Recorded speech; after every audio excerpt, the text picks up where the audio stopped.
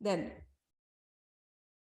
he goes on saying, 47 shloka, Karmanyevam adhikaraste ma phaleshu kadachana ma karma phala hetur bhur ma te sango astu akarmani.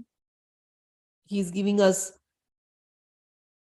this advice that whatever karma you do, you just have the right to do your prescribed duty, but you are not entitled to the fruits of action. Never consider yourself the cause of the results of your activities, and never be attached to not doing your duty.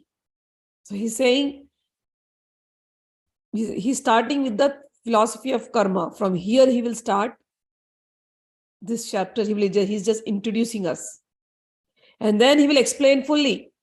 In this chapter he has explained the science of soul, that you are a soul, you are embodied in this body. From this body you have to look for your liberation, so you will have to do karmas. But do the karmas and do not get attached by the results of the karmas, because the attachment to the karma, to the result, is what is binding you. So don't get attached to that. Now that does not mean you should not work. You have to work. So both ways you cannot be. Like I will not work from now on. No, you will have to work. Even if you choose, I will not work, so I will not get any results, I will not be bound. No, it is not possible. Even if you keep quiet, God has given you eyes, you will look at things. You're not talking anything, you're not working, so you feel so. But the eyes are looking at something or the other. And the eyes are analyzing, whatever the images are going in the head, the brain is analyzing it constantly. And then related emotions, good picture, bad picture, it is storing it. So the activity, the karma is not just external that you have to stop. The internal karma is going on 24 hours a day. Even in your sleep. In the sleep, we are suspended all activities.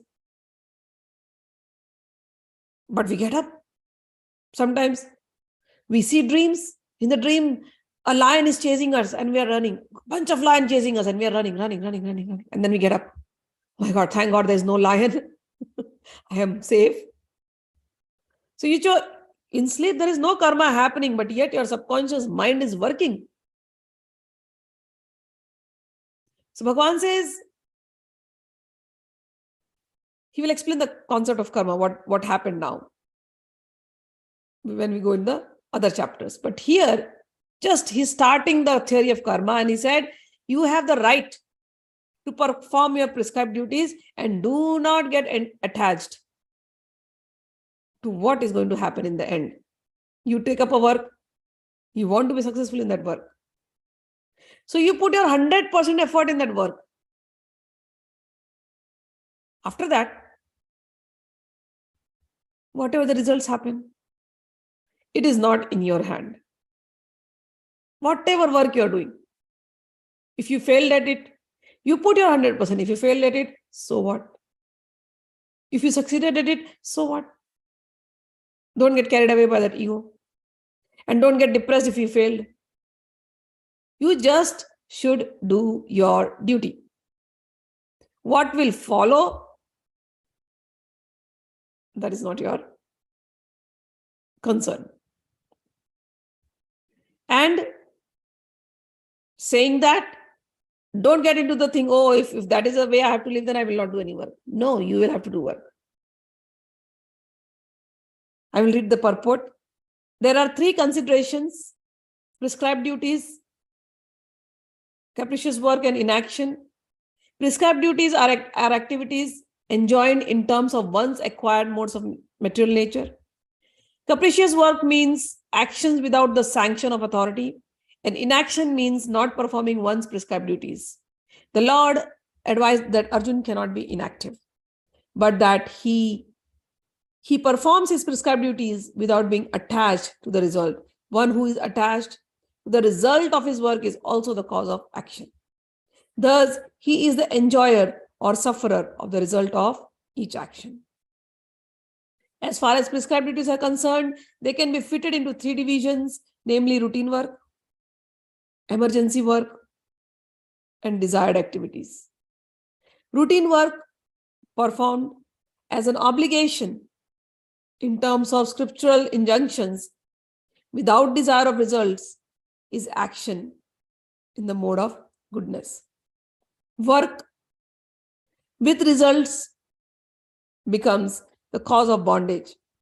Therefore, such work is not auspicious.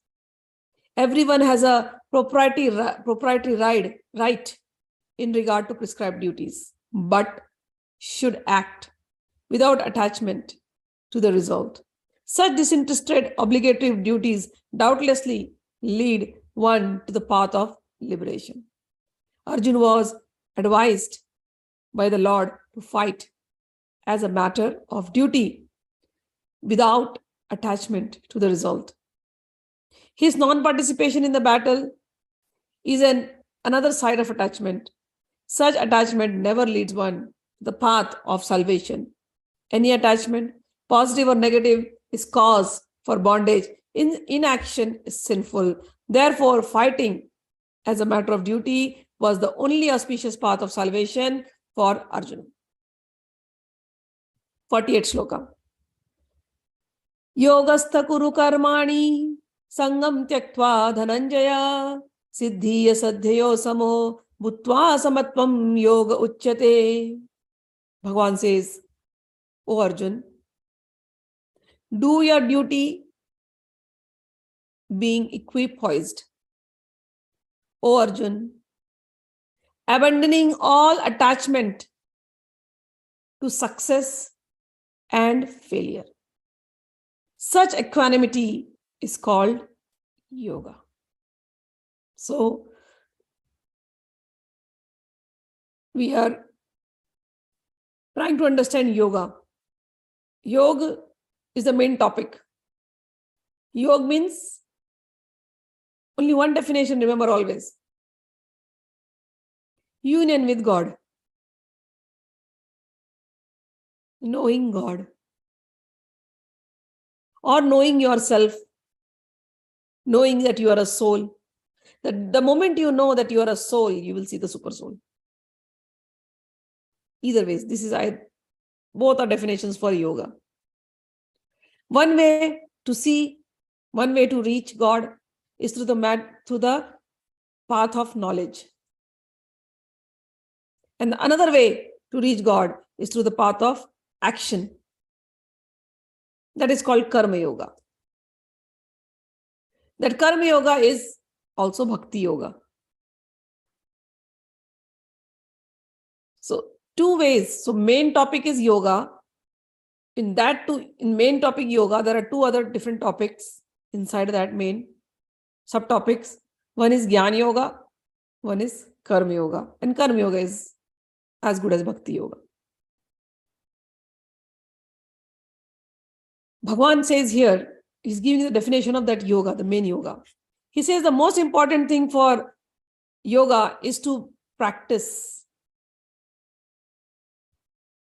detachment or to live equipoised. Samata. The word he has used here is samatta, samatvam.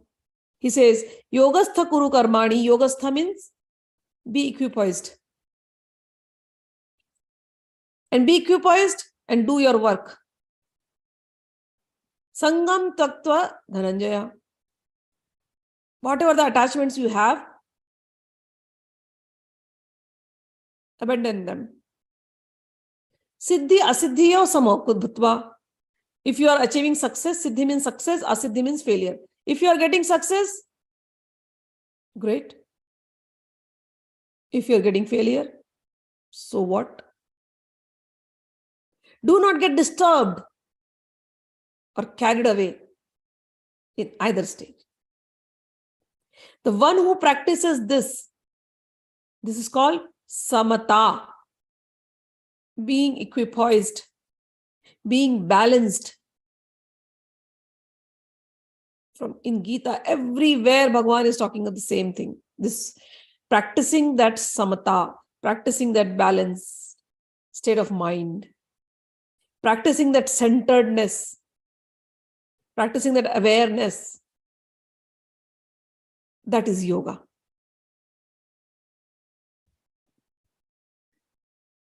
So there are three types of people who practice yoga, as I said. One is through knowledge, through Jnana Yoga. These Jnana Yogis, they start saying, I am Atma, I am spirit soul. Like we started in the Gita, I am spirit soul. I am not this body. And soul is beyond all the three modes of material nature. There is no happiness, there is no distress for the soul. The soul is always in its blissful stage. So there is no such thing called happiness or distress, or no such thing. There's only one thing that exists. It's the pure soul. It's in me. It's in all living entities. It's everywhere. Brahma Satyam, Jagat Mithya. Everything that I'm seeing, everything that I'm experiencing, it is just a play. It is just a hypnosis. The only truth is, I'm a pure spirit soul. The pure spirit soul is in everything. Wherever I move, it is only that pure soul. So no sadness, no grief, no various varying stages. All these people, whatever I'm surrounded by, these are all just images. This is all just like a movie. I am not all this.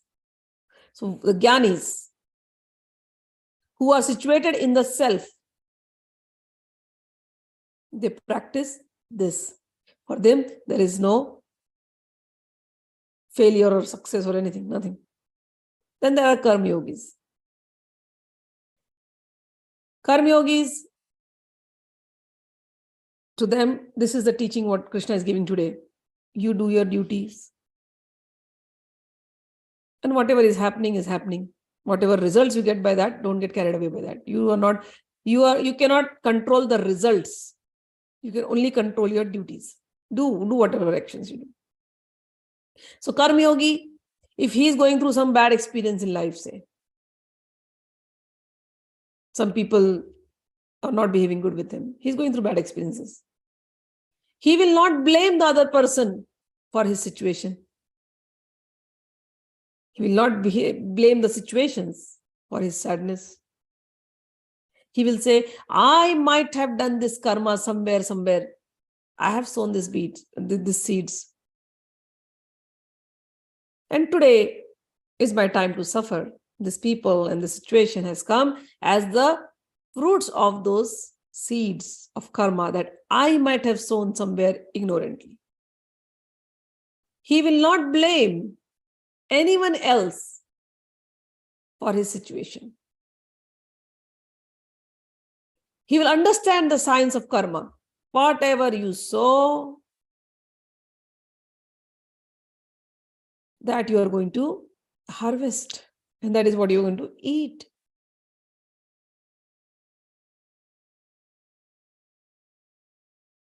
No one can escape out of this. So Karma Yogi understands this theory.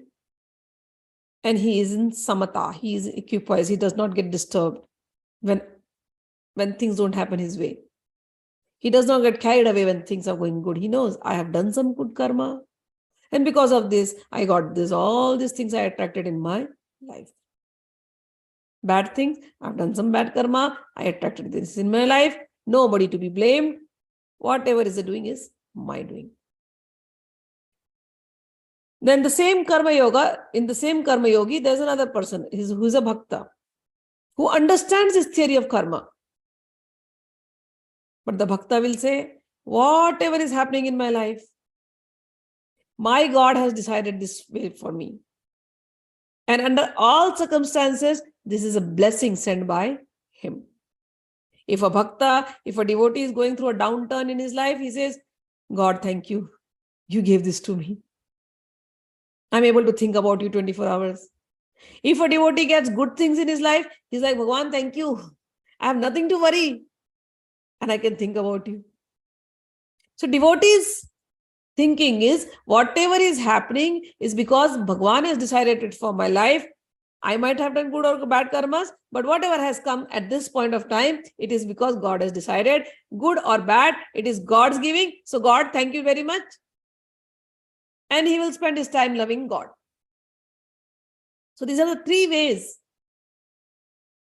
how you can practice samatha. Samatha means equanimity, centeredness, being balanced. And this samatha, Bhagavan says, is yoga. No one can do yoga if he cannot practice this. So karma yoga, it starts from here. Do your actions, whatever the results will follow. Don't worry about that. When it will come, don't worry about that. What will come, don't worry about that. That is not your. At this moment, what you are doing is yours. At this moment, if you are sowing seeds of happiness, if you are sowing seeds of love, good thoughts, positive thoughts, in future, you are going to attract those fruits. There are people constantly, I meet, constantly they'll talk negative. They are chanting Bhagwan's name. And they'll say, oh, I am chanting so much, but why am I not getting anything? And then you sit with them and you listen to the talks they'll do. Oh, my luck is so bad. I have no chance of attracting any money in my life. Oh, my luck is so bad. Give me some mantra which will give me something. And I'm like, I gave you the mantra. This mantra can give you everything. It is given to me. No, but my luck, is very bad. I'm like, why are you again and again repeating the same thing? You don't trust the mantra. You don't trust the guru, that means. God has given you a mouth. Repeat a positive thing. No. My luck is going to be very bad. I'm not going to attract any money. Nothing is going to come to me. I know. Give me some other mantra which will bring. You know what is mantra? Manatrayate iti mantra. The one that liberates your mind is mantra. What is going to liberate your mind? The thought is going to liberate your mind. In the mind, you have only one thought. My luck is very bad. My luck is very bad. My luck is very bad. My luck is very bad. You are bound to have a bad luck.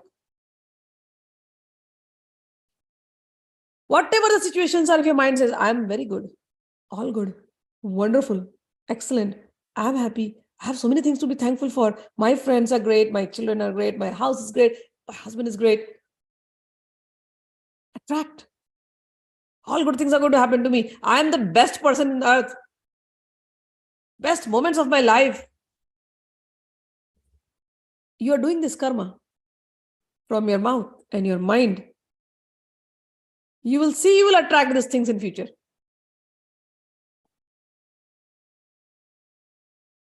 Sow the seeds of right karma, no matter how much chanting you are doing.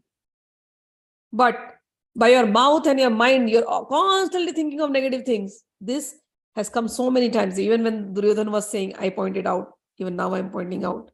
You just do your right karma. The fruits will be right in the future. When it will come, how it will come. No, it's not your, nobody can say.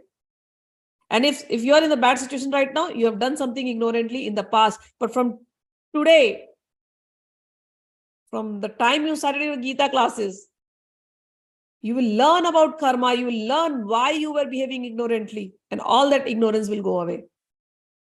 And now you must do good things. For this 1 hour when you are hearing Gita, you're sowing such a good seed in your consciousness. The seeds will bring some fruit in the future. You will enjoy it. But Gita goes beyond that philosophy. Samata. Samata. He says, don't even expect anything. Just do your karma. Everything else, I'll take care. So these are the different ways. So here, Krishna tells Arjuna that he should act in yoga. And what is this yoga? Yoga means to concentrate the mind upon the Supreme by controlling the ever-disturbing senses. And who is the Supreme? The Supreme is the Lord. And because he himself is telling Arjuna to fight, Arjuna has nothing to do with the results of the fight. Gain and victory are Krishna's concern. Arjuna is simply advised to act according to the law, according to the dictation of Krishna. The following of Krishna's dictation is real yoga. And this is practiced in the process called Krishna consciousness. By Krishna consciousness, only one can give up the sense of proprietorship. One has to become the servant of Krishna or the servant of Krishna. That is the right way to discharge duty in Krishna consciousness, which alone can help one to act in yoga.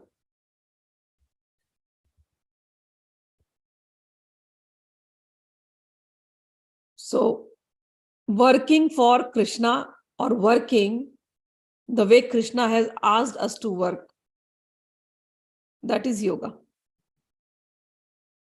The senses is all over the place, bringing those senses to work for Krishna is yoga. Under all circumstances, being aware, being conscious of this fact, what Krishna has told us in Gita, and behaving like that and working like that. That is yoga.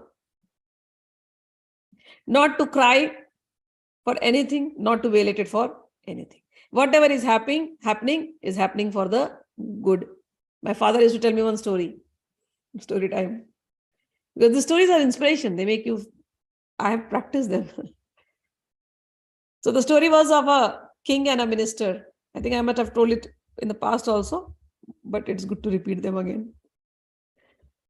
So the king, along with his ministers, he goes on a hunting tour. And while he's there, a lion comes there and attacks the king and bites him on his thigh. So the lion is, immediately captured and the king is saved. But king is sitting with his minister, his very closest minister, and is discussing. He's like, oh my God, it is so bad. I got so hurt. The minister had the habit of saying, oh king, whatever happens for the good. And whatever is happening because God wanted it to happen. Haricha. Because it is the will of God.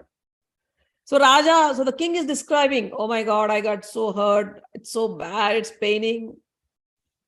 What do you want to say on this? The minister says the same thing.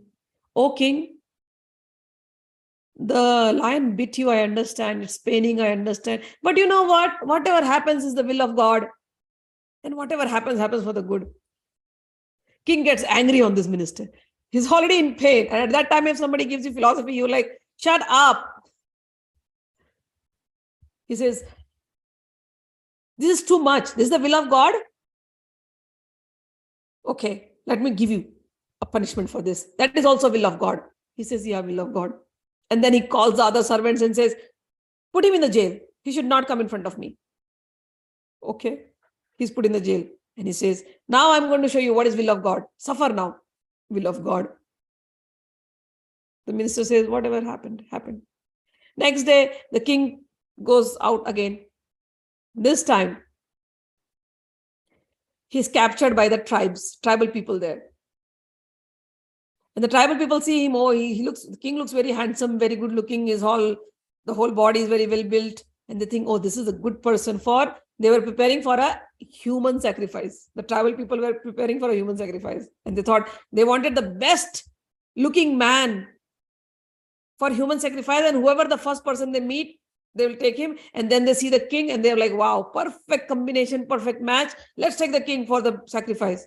And there the tribals are taking him and the king is going, he's all captured. And then he sees people are beating on the drums and dancing, and Kali Ma statue is there, with her tongue rolling out and red tongue and red eyes. And there is the shamans and they're dancing and they're preparing that place where the king will be sacrificed, his head will be cut. King sees all this, king is like in tension, what's going to happen today? And the priests come, and then the king is brought near the place where he'll be sacrificed. The priest says, remove his clothes. First, let us examine, because the bhog, this human sacrifice is going to be a bhog, is an offering for Kali Ma. So that human sacrifice, that human has to be perfect. It cannot be imperfect. So show the body first. So they remove his clothes and then they see, oh my God, he has some bite mark on his thighs. And then they're like, what is this bite mark? He says, a lion bit me.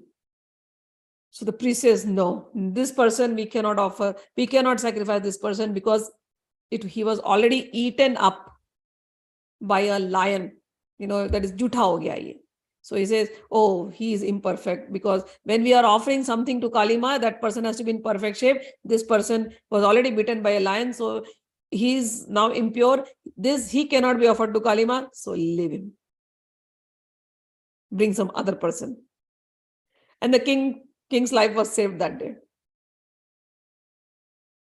The king comes back to his palace, sits down peacefully, takes a deep breath, and then thinks of the whole thing. And then he's reminded of his minister. That his minister had said, whatever happens is the will of God, and whatever happens for the good. He's like, yeah, thank God. The lion bit me that day. It happened for the good. I was saved today. He calls his servants and says, get the minister back. Get him out of the prison. I want to talk to him. So they release him from the prison. He comes. Maharaj, namaskar. The king says, sit down, sit down. I just remembered what you said last time. Whatever happens is the will of God, and whatever happens is for the good. I was so angry at you for telling me that the lion bit me and it was good. But I'm telling you, it really happened for the good. I experienced it today. I was saved because of that lion's bite. I understood. It happened for the good. But tell me one thing. I was so angry and I put you in the jail. It didn't happen for your good. You suffered in the jail all these days, in the prison. So that statement does not apply on you. It didn't work on you. It worked for me, but you suffered because of me. He says, no, king, you're not understanding.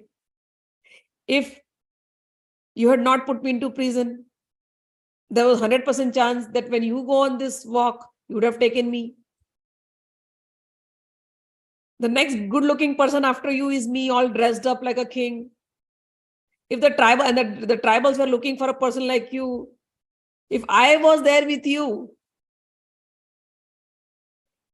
after seeing that lion bite mark, they'd be like, they would have rejected you. But the next person in target would have been me, and I would have been sacrificed today. So you putting me in prison was a blessing in disguise. And that is why I say, whatever happens for the good. And whatever happens by the will of God. King starts smiling. So this is a story which my father used to always tell. To make me understand the karma theory. That whatever the situations are, good or bad, a devotee always thinks this is blessing in disguise.